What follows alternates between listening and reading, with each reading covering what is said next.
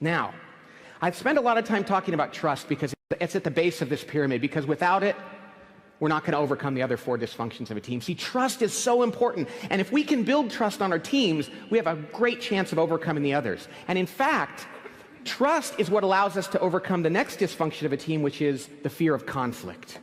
The fear of conflict. I love talking about this one. See, the thing is, on teams, conflict is a good thing. Conflict, even in meetings, it is. Conflict is a good thing.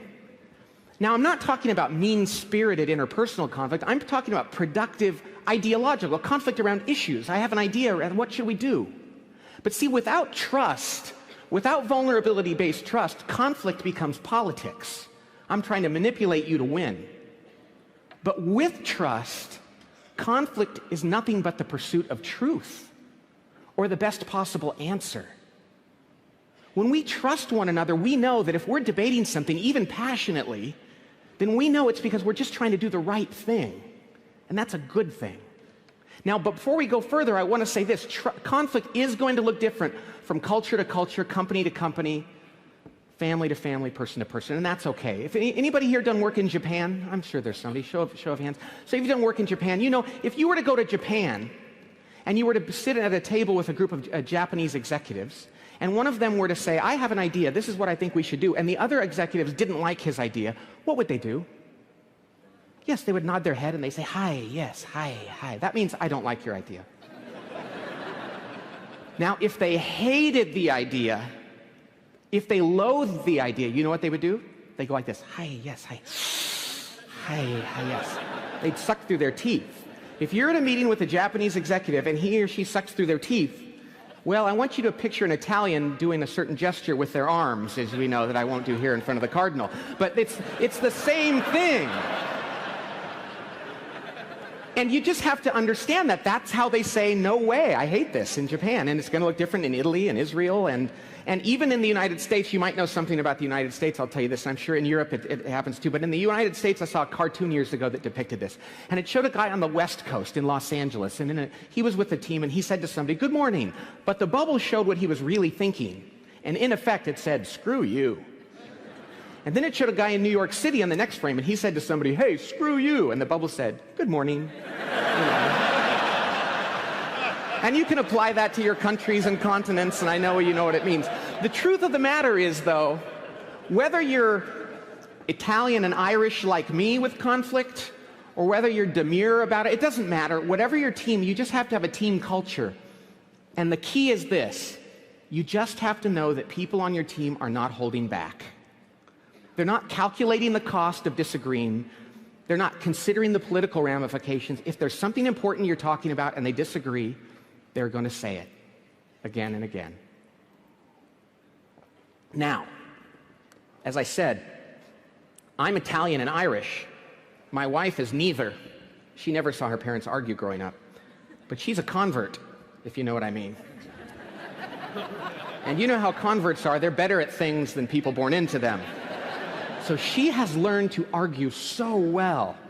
And after she and I got married, her little sister married my roommate. So my buddy became my brother-in-law, which was kind of nice. Except a year and a half later, they got divorced. Yeah, and he went to counseling after the divorce, and he came to me later and he said, you know something, Pat, I always thought that you and Laura, my wife, had a bad marriage because you guys argue. He said, now I realize that we had a bad marriage because we couldn't argue. Which, of course, is not to say that the quality of your marriage is directly proportionate to the number of fights you have.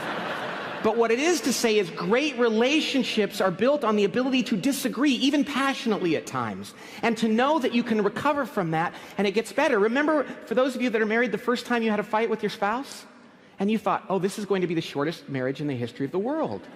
And now later on, you can cycle through an argument 10 times worse in 5 minutes and be done. And it's a beautiful thing, and you realize because you trust each other, when you argue, you're usually just trying to solve a problem. And you forgive one another. And all teams have to learn how to do that. Conflict is necessary. Now, many leaders I talk to, many CEOs I work with will say, and by the way, most of them have very little conflict. There's far less conflict in almost every organization than there needs to be. And I'll say to them, why don't you engage in conflict more? They say, well, because I don't want to see people get their feelings hurt, which is interesting and ironic, because you know what kind of organizations people get their feelings hurt in the worst? Of all the kind of organizations in society, where is there the worst kind of hurtful back-channel conflict? You can say it all together. 1, 2, 3. Church. That's right. Now, I like to have fun with that when I'm working with a secular audience, because I tell them that as well. And I say, and I work in my local church, and I've come to realize why churches have such bad conflict. It's because they hire mean people. And they're like, really? Where do you go to church? I'm like, no, it's not that. In fact, it's the opposite. We go to church. I'm Catholic. We have a parish council meeting, which is a group of volunteers. And we'll sit down around a table to solve problems. And some very nice lady will say, I think we should have a festival of balloons next week or something. And I'm thinking, that's the dumbest thing I've ever heard. But I don't say that to her because I'm Christian. I say, oh, great idea. Thank you for that. Good. Okay. Anybody else? Great. Great meeting, everybody. Thank you. Then I go out in the parking lot with my friend and I say, I think she's an idiot, don't you? And at meeting after meeting we go to, we never disagree. We start to roll our eyes whenever she speaks. We sigh. And finally, one of her friends tells her that someone thinks she's an idiot. Now we've crushed her spirit. But at least we didn't disagree with her idea. Ladies and gentlemen,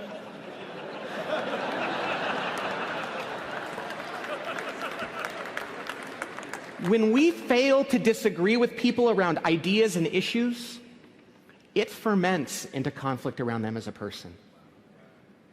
It builds up and it comes out in a hurtful way. When we think we're preserving the relationship by not disagreeing, we are actually dooming that relationship to failure in a hurtful way later. We owe it to one another to disagree.